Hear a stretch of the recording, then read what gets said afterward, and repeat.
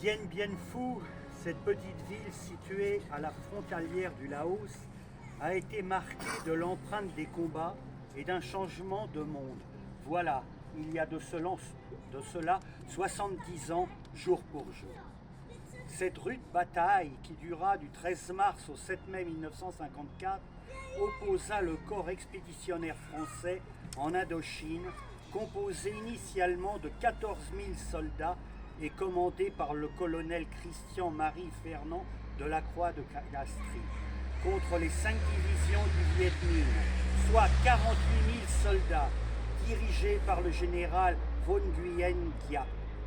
Malgré le déséquilibre des forces d'un rapport de 3,5 contre 1 et davantage lors des affrontements et face à l'encerclement, les soldats du corps expéditionnaire français ont su tenir avec courage, bravoure et abnégation pendant 56 jours.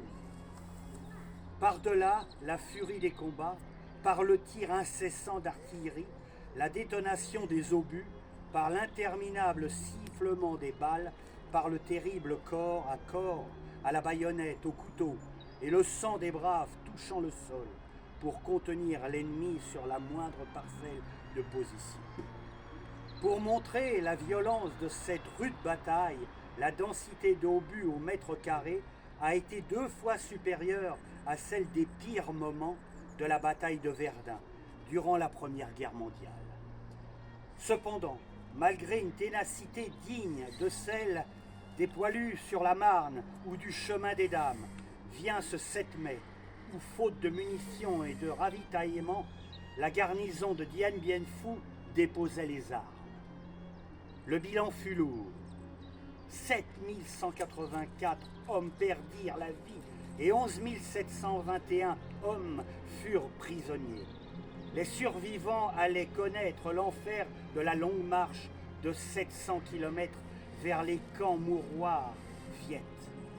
Sur les 11 721 captifs, seulement 3 290 seront libérés dans un état critique après la signature des accords de la conférence de paix réunie à Genève en juillet 1954.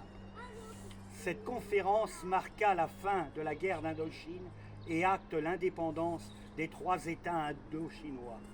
Entre 1945 et 1954, il a été estimé que 83 300 combattants français ont été tués lors du conflit en Indochine et répartis ainsi: 11 600 légionnaires, 15 200 Africains et Nord-Africains, 27 500 Indochinois, plus 17 500 servant sous le drapeau national.